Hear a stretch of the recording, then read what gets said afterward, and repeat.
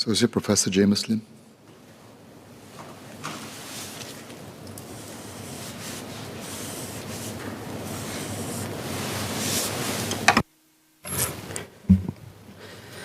So the proposed changes to the bill will codify simplifications and streamline processes associated with intellectual property procedures. These changes relate to a wide range of IP classes, including patents, registered designs, trademarks, geographical indications, and plant varieties protection. While I support the bill, I will offer some additional points for consideration. My remarks pertain to three areas, just like the other member, but unfortunately for Minister Tong, I am both more verbose and more detailed. I will talk about drawing a distinction first between protection afforded to trademarks and geographical indications vis-a-vis other classes of intellectual property. Second, I will talk about the application of information technology and digitalization to IP processes. And third, I will discuss the notion of a unified act for all IP classes.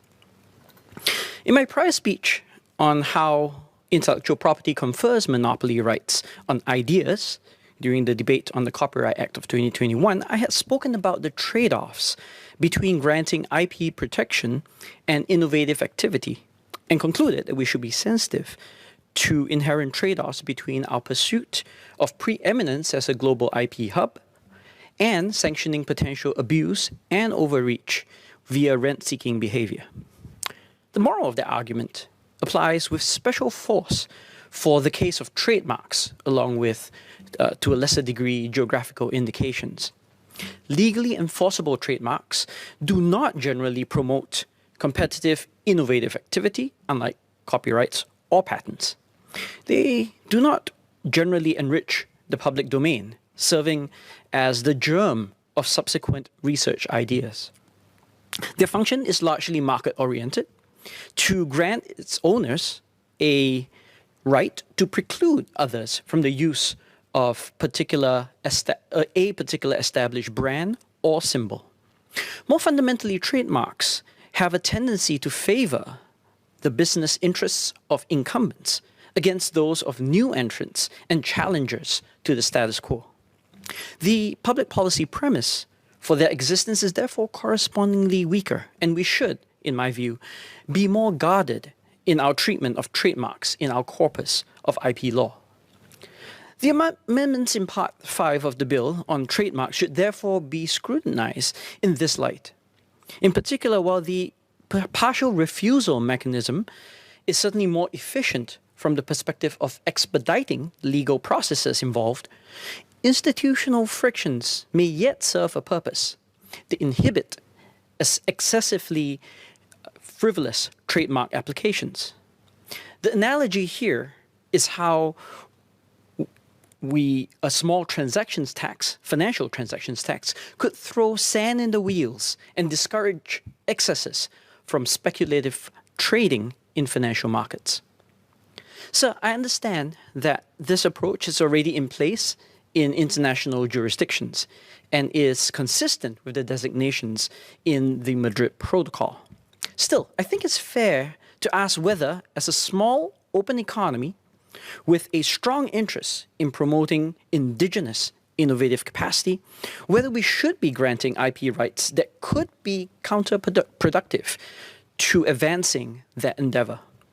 More pointedly, are we approving trademarks on a partial basis? Are we approving trademarks? Are we granting the registrar the right to approve trademarks on a partial basis instead of the existing default of requiring a full resubmission, which may well be favorable for fostering a less inhibitive innovation climate? Put another way, do we wish to make it easier for applicants to quickly secure IP rights that could then be turned around and used toward profiteering? One only need to look at trademark trolls worldwide, such as Paris Hilton attempting to trademark "That's hot," or Donald Trump seeking to trademark "You're fired." Thankfully, they were not successful in these applications. While not explicit in the bill, there are also two aspects of information technology and digitization that I believe merits some additional comment. In the initial public consultation document issued in August last year, IPOS explained that it had begun the deployment of artificial intelligence technologies for IP administration.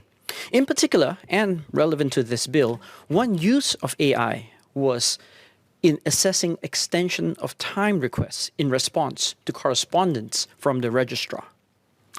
The bill itself proposes that the stipulated time periods be shifted from the Act to the rules across multiple IP classes, as captured in amendments to Section 36 of the Patent Act, Section 19 of the Trademark Act, Section 21 of the Registered Designs Act, and Section 51 of the Geographical Indications Act. For instance, the 2-month period for filing notices of opposition to proposed corrections for patent applications would now apply. Presumably, this was inspired, as Minister Tong discussed earlier on, by the application of AI to ascertain whether such a 2-month duration is reasonable or at least consistent with the historical data with which IPOS has available. Mr. Speaker, it's worth noting that the power and promise of AI is an enticing one, but the strength of the technology should not be overwrought. The strength of big data rests on, well, access to data that are genuinely large. Some rules of thumb are data in excess of 1 terabyte, or training data for machine learning that is in the order of millions of observations.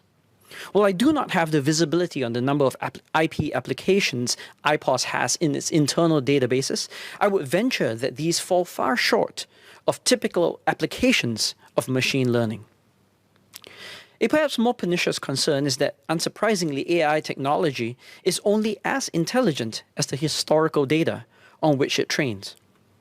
This has led to arguments by some data scientists who point out that careless applications of AI could exacerbate existing societal fault lines and entrench persistent inequalities.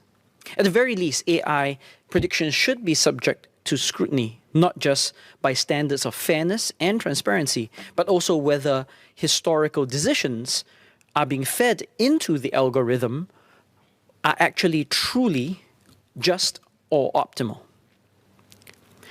Amendments to Section 108 of the Patents Act also touch on another element of information technology, namely the requirement that published patents be made available to public.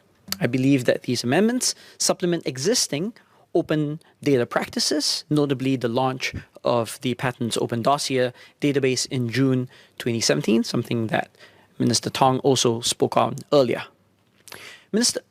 Mr. Speaker, to this end, I went ahead and explored the e-services portal myself.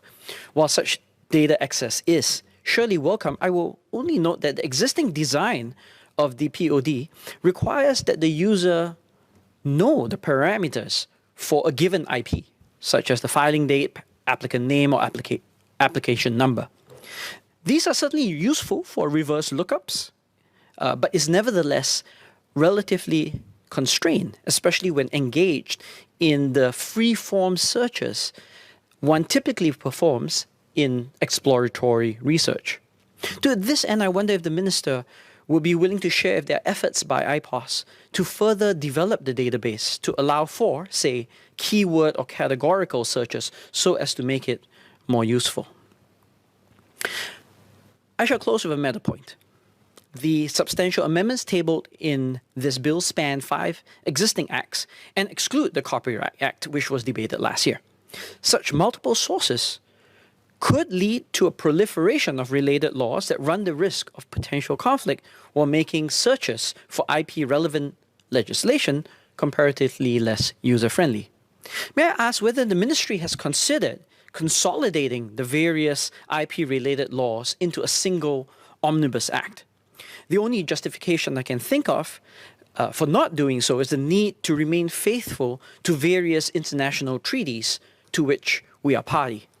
Such consolidation, however, would not only make it easier for IP and legal professionals to reference laws related to IP, while also remaining consistent with the ethos embodied in the Statute Law Reform Act, which was passed last year in this House.